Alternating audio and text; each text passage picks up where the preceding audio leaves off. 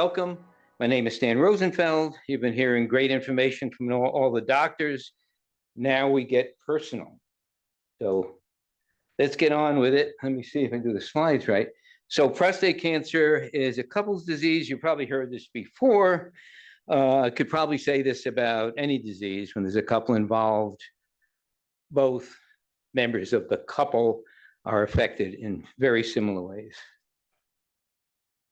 All right, so not a lot of research on the effect on the partner of the disease, in this case, prostate cancer. So we hope to share some of that experience with you today with our panel. And on our panel, in front of you, the 7 courageous men and women, and doctor here, which we'll introduce in a second, and we sincerely thank them. Thank you all. And here's our panel. Fred and Ethan, I'm just showing next to the people. This is Dr. Fred Fox, MD, and Ethan, his partner. And I'm just showing what the treatments they've had. Fred and Ethan, if you just raise your hand so people know, so they can call on you later if they have specific questions. And Greg and Sherry, great. And Gary and Beverly, terrific. And Stacy, Patty, we're couples who've been through this. I will point out, I have this note next to Gary, that besides the ADT and radiation, he's still having problems. He's probably ADT resistant. And by now, you know what ADT resistant means. So how did you handle, this is our first question, how did you handle the initial diagnosis of prostate cancer? And Gary and Beverly are going to talk about shared decision-making. Gary or Beverly? Gary? Initially, when I first got the diagnosis, I did not handle it well at all. And part of that was that I did not really include my wife in anything. She may remember it differently. We both went to the same doctor's appointments and all that. But when it came down to making a decision, I had been recommended to have surgery, and I was read something, and I became terrified by it. I've since found out that I had no reason to be terrified by what I saw, but I didn't really include my wife in my thinking very much at all, and that was a big mistake. The other thing was that I didn't have a support group, which I really wish I'd had. So. Okay, thank you. Thank you very much. Anything else from anybody? It's on. It's on. Okay. Beverly, sure. Yeah, I hear it. So we knew that he was going to have a biopsy ahead of time, and I looked up a lot of stuff. So I did a lot of research, probably when he was not aware of that I was doing that much research, because I had just retired in June. He had his treatment in December of that year. So he was diagnosed about September or October. I remember I was taking a class and I was not sure if I was going to be able to fit in the final exam. I kind of told him, well, it's your body and you can decide. But one reason I did that was because of the two choices we narrowed it down to, sort of. There was only a 1% difference in the 10-year outcome. And I figured if he really didn't want the surgery, then go ahead with the radiation. He went EBRT at that time. Some of that has improved quite a bit, I think, since then, but it's still, people are still going on to having prostate cancer recur, which is what happened to Gary. But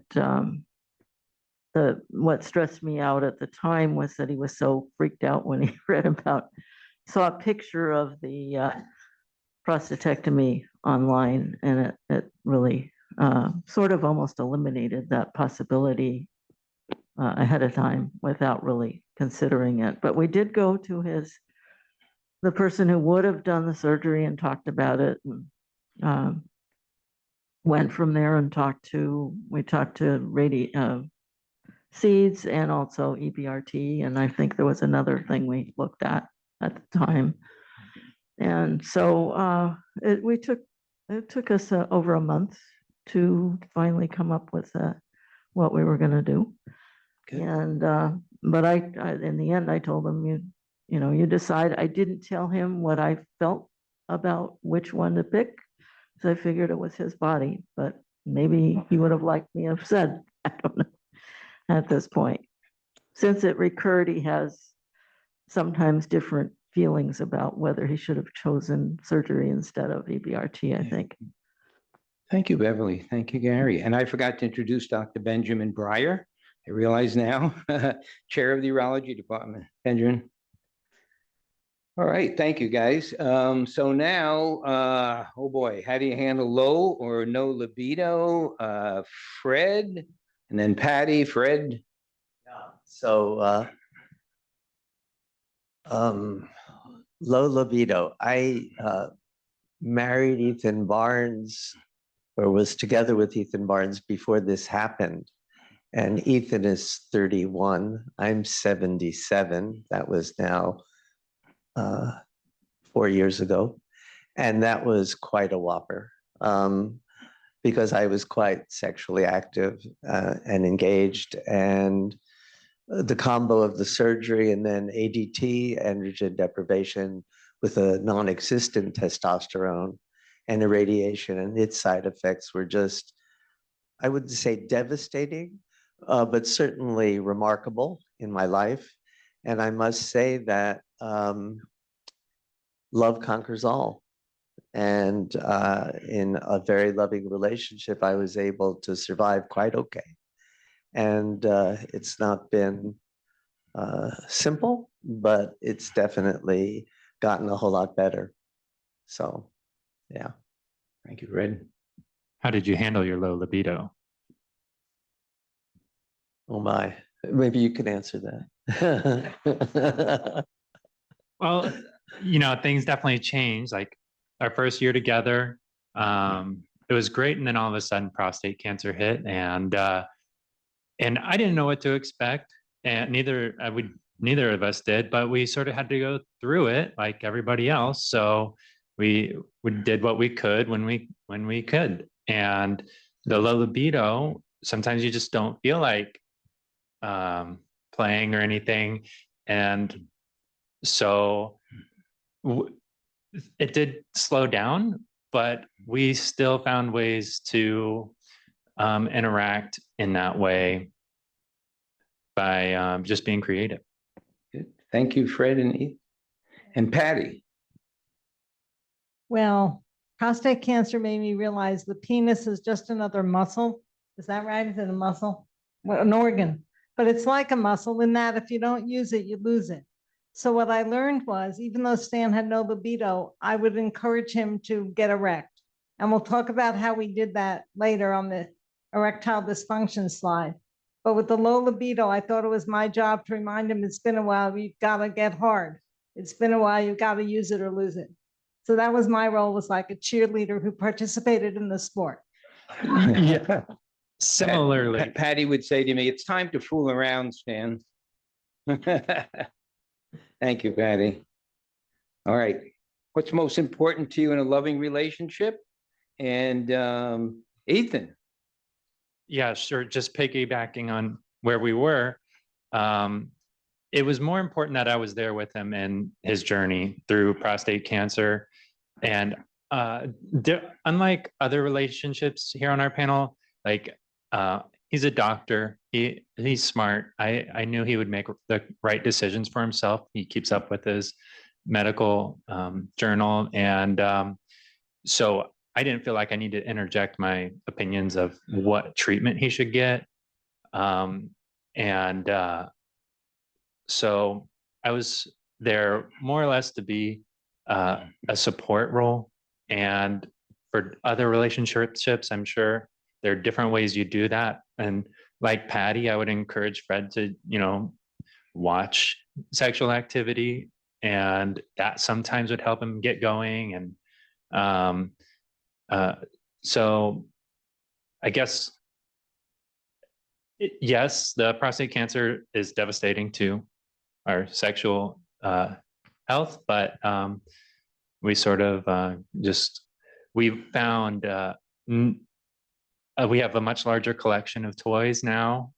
So, and that came through the process of prostate cancer, because, you lose some things, you have to supplement.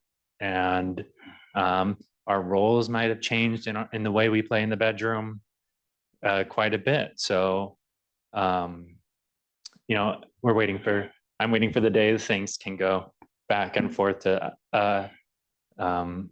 how we enjoyed in our first year. But I mean, even the medicine, as you've seen in certain slides, they affect his body. Like when we met, he had a rockin' body, and then the medicine just really devastates you. So as his loving partner, I know I'm not going to maybe pick on him for those reasons, like, oh, you're looking a little heavier now. Like, it's not his diet necessarily, it's a lot of the medication, and he works out and keeps himself fit. So I don't know. I think that's really important to us, to just maintain our mental health, and that will lead to a better sexual health. Thank you. That's I great. want to chime in. Go ahead, Patty. I just want to say, in addition to what goes on in the bedroom, what's most important to me in a loving relationship is having Stan here.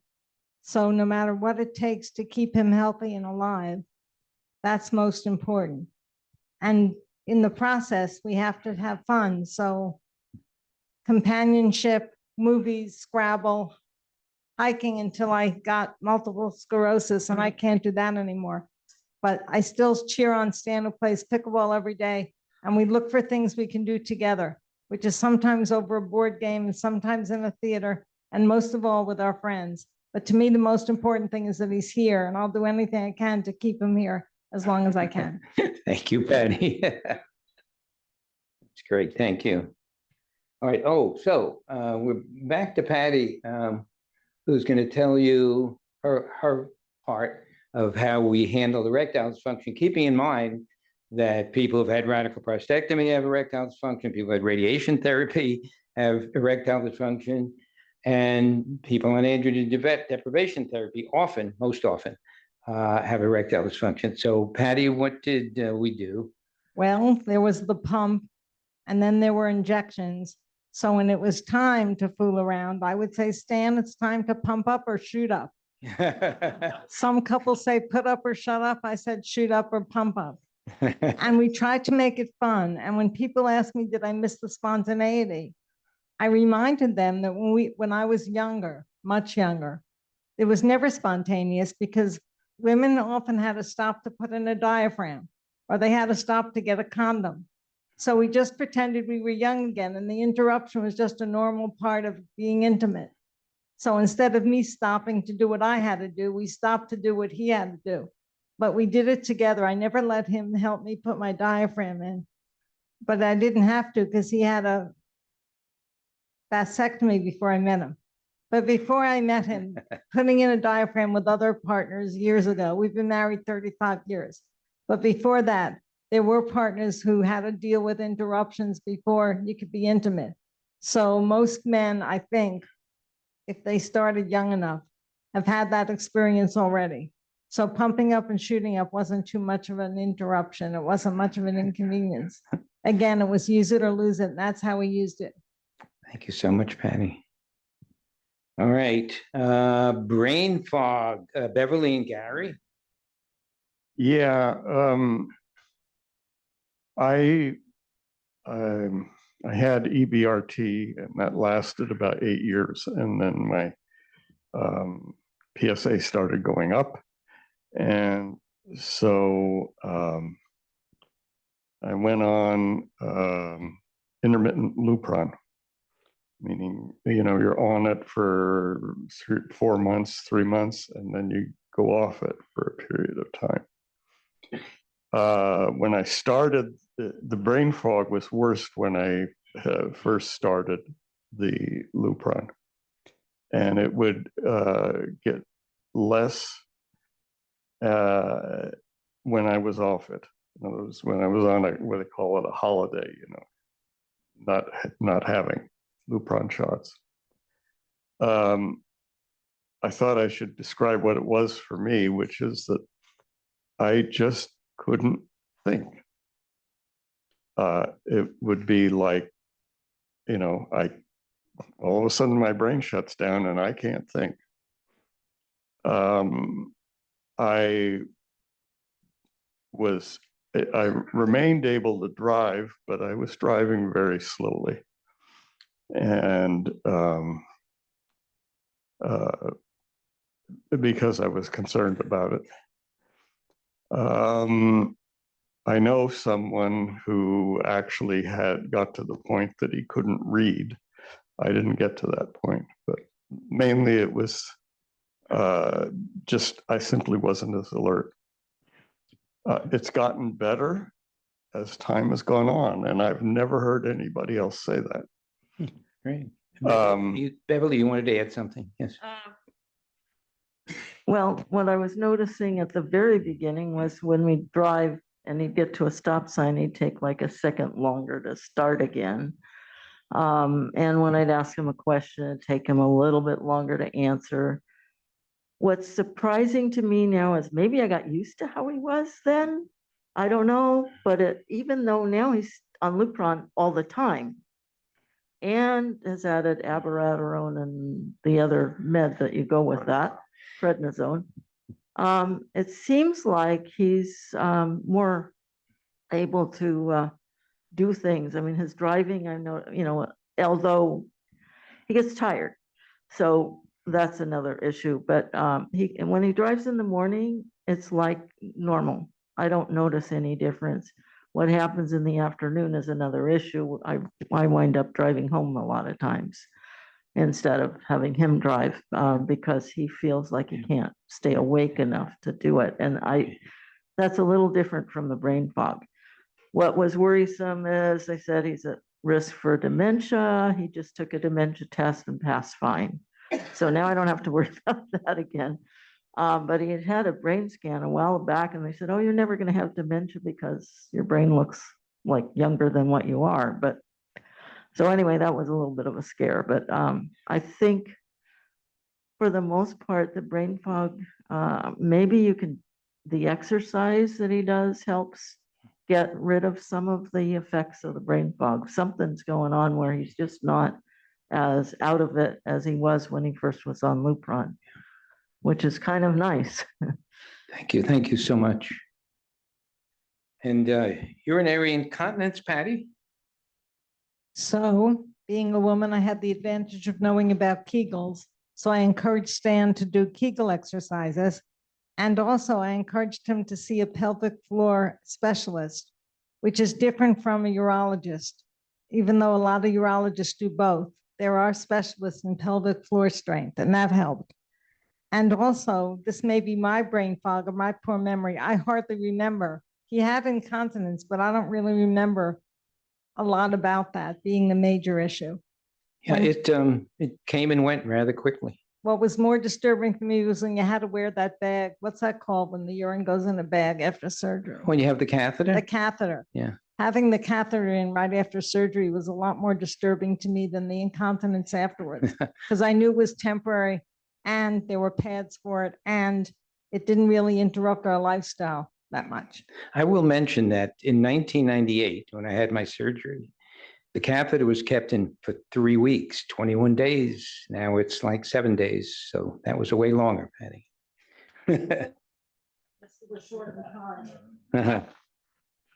All right. Rectal bother, Fred, you're going to talk about lidocaine and patients and Fred. So after my prostatectomy, shortly after my prostatectomy, within 6 months, my PSA began to rise again. I had a positive margin. I had an aggressive tumor, grade 9. I had a very high Decipher score, all of which made that perhaps predictable. But the irradiation really caused a lot of GI discomfort, going to the bathroom, number 2, and a lot of pain. And it took quite a long time for it to resolve. I had rather extensive irradiation because of the aggressiveness of the tumor.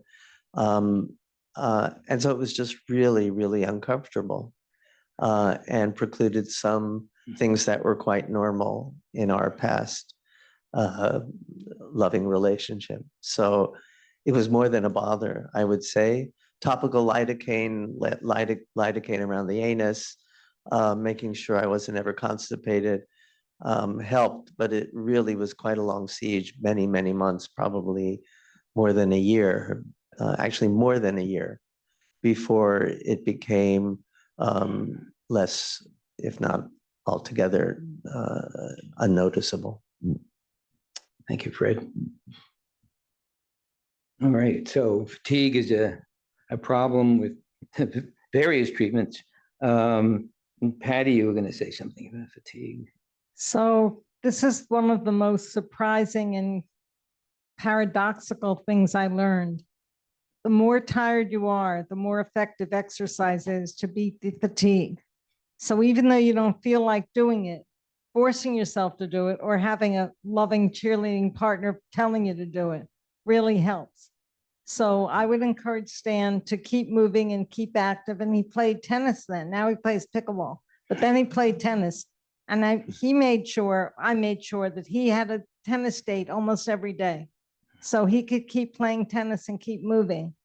And we would go on hikes, and I would force him to go a little further. Now it's reversed. Now he forces me to go further than I want. Back then, I would force him to go further than he wanted and make sure he got exercise, because his fatigue levels really will reduce the more he exercised. So if you can live with paradox, that's a good one. Right. Thank you, Patty. And that's been shown in studies with large numbers of men. Anybody else want to say anything about fatigue? We have an extra minute or two. Okay.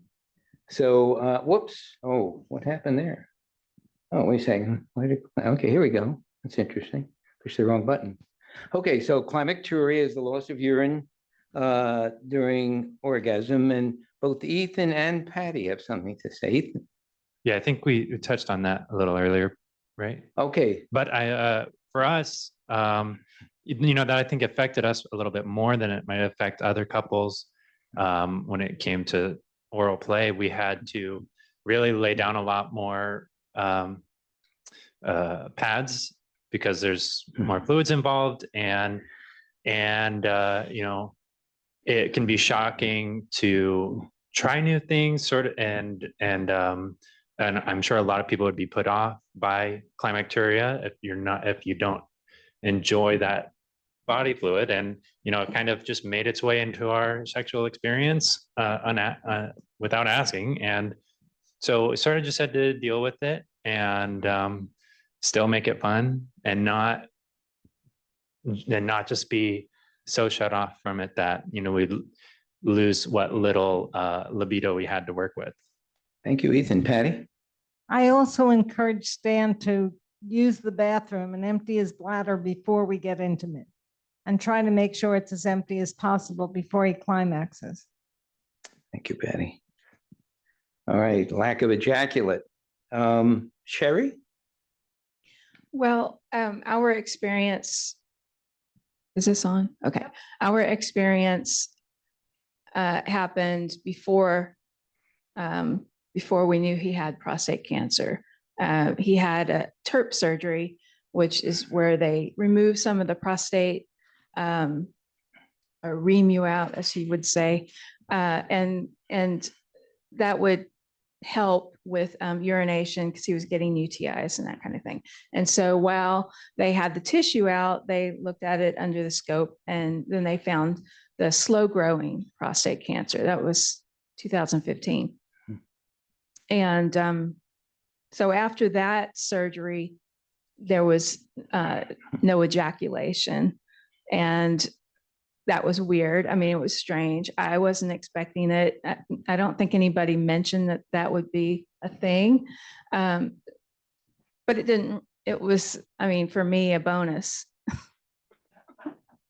So it didn't really bother me as a spouse. I don't think he cared.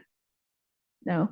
Thank Okay. you. Ethan wants to say something. Thank you, Sherry. I think when we talked about this as a group, we wanted to bring up the fact that it may affect younger couples more. And you talk in your group about freezing sperm for future use. Yeah, right. Doctors are all the doctors I know here at UCSF tell men who aren't going to have ejaculate for any reason that freezing sperm is an option if they want to have children. Thank you. I was going to say something about lack of ejaculate. I just want to say my personal experience and all the men in my support group's personal experience is they notice something the first 2-3 times, like what's missing, and then they forget about it. I mean, by, the 5th orgasm, it's the orgasm you concentrate on, you forget about the lack of the ejaculate. I mean, and then a year after and 2 years after, it's like a memory. All right. Whoops, there I go. Wrong button. What button is that? That's that button. I see. All right. Oh, wait, we're not there yet. We're not there yet. Sherry is going to tell us again some other ways of showing and expressing love and giving pleasure. So we're still kind of new into this. Just a year ago, he had his prostate removed. And since then, he has the ED and, trying to get over the incontinence, which takes time. So we're still kind of new at that. So we're kind of bumbling through this together, but we do everything together. And I think that that's important. We enjoy each other. We enjoy being with each other. And we talk all the time. We have happy hour on the patio. We watch movies at night, just whatever. And so while, we hopefully will be able to have like a normal, I don't know that we'll ever have a normal sex life again, but we have intimacy in other ways, like just, being very close and honest with each other and loving, and we respect each other. I too want to keep him around. So I'll do whatever it takes to, make sure that he's well as much as I can control it. So. Thank you. Thank you so much, Ethan. So again, we just really enjoy being with each other, and our experience, like Sherry said, is kind of different because I was diagnosed initially with that low-grade, slow-growing prostate cancer and was just on active surveillance. And then fast forward to the pandemic, I stopped going in for my PSA tests and digital rectal exams. And then in January 2021, I was diagnosed with a rare non-Hodgkin's lymphoma. So 2021 was all about 7 hospital stays, 40 plus days in the hospital, 5 rounds of chemo, a stem cell transplant. And so we really, that's when the major impact happened to our sex life. And then maybe a year or so after that was over, I thought, geez, I should really get my PSA tested again. We've kind of been focused on the lymphoma. I had kind of put the prostate cancer on the back burner. And so I went in and it had risen. And then I, had a biopsy and it said it was Gleason 7 and ended up having surgery. And it turned out it was Gleason 9. And so it's kind of been this whole cascade of events. But I guess the thing for me is, yes, sex was the icing on the cake in our relationship, but even without the icing, we still have the cake. And so it's been, that's great. She is just so awesome in so many ways and so supportive. And I just like to say that she's been my angel through all of this. And I don't know how I would have made it through this without her. Thank you, Gary. Thank you so much. Can I add something? Yes, Penny. Stan likes kissing more than I do, and I like hugging more than he does. So we make a very happy compromise. When we pass each other in the hall, if he wants a kiss, I get a hug. And if I want a hug, he gets a kiss. And we do that throughout the day. Thank you so much. All right. So now the time has come for to go down the line, and you're each going to tell for, I don't know, 30 seconds or something like that, your take-home message to the group that's here, and it's going to go out to, I don't know how many tens of thousands of people. So don't be shy. Let's start with Dr. Fred and tell us your take-home message. My take-home message is communication and being in the most loving relationship you could imagine. I have that. Good, thank you. And Ethan? So marry well, that's what you're saying. Well, as the healthy one of our relationship, sticking with my theme, I think it's really important to take care of our sick partner, in a sense, to mitigate any sort of effects. And sort of touching back on the last slide, showing love to our partner in new and different ways. When we're in bed and, you know, my libido's high, you know, we'll take care of it and he'll enjoy being there, you know. So even if your partner's not always in the mood, sometimes they just love like being there with you afterwards. Wonderful. Thank you, Ethan. And Beverly? There are a lot of activities you can still do together if one of you has got prostate cancer. And we've both found support groups helpful. Especially, I had a cascade of things go wrong about a month ago, and I just joined a support group for caregivers of people who have cancer, and that helps too. But the one that Gary's in 3 of them, I think, that are all talking about different treatments that are done and so forth, and it's a little bit different support, but it's very helpful to get all the information and kind of know what you're up against, and makes it easier to not have a surprise. Thank you, Beverly. Gary? Yeah, the best advice I could give anybody is to find a support group. And when you do that, you want to find a group in which people share their experience and their knowledge. And you know, individuals will talk openly about their personal situation, and other people will come in with their, you know, their similar experiences, their knowledge about treatment and what they've been through. You do not want one in which people try to tell you what to do. If you find somebody trying to say, well, this is what you should do, go find another support group. Yep. Or else just, if you can, ignore that person, but otherwise go find another support group, because what you want is the mutual sharing of experience. All right, thank you, that's good. Sherry, please. I guess my takeaway is that it's important to work together and just be open and honest with each other about everything, researching what you should do, because the information is so overwhelming of what treatment you want or should do, and different doctors have different opinions. So we just put our heads together. Good, that's wonderful. Gary? I will say I'm extremely thankful for UCSF. UCSF is an amazing resource. We came to discover it through my lymphoma journey, and then naturally came here for my prostate cancer as well.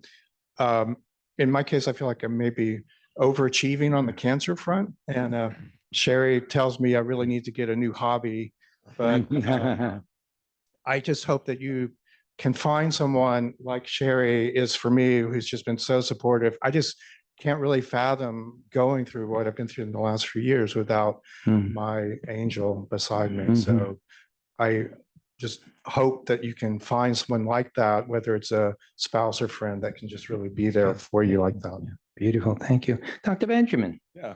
Well, first off, want to just say thank you to these couples for sharing their experiences. And it's really powerful. I know my practice, so I'm the chair of urology and benefit from having just incredible colleagues who treat cancer and cure cancer and do their best for cancer.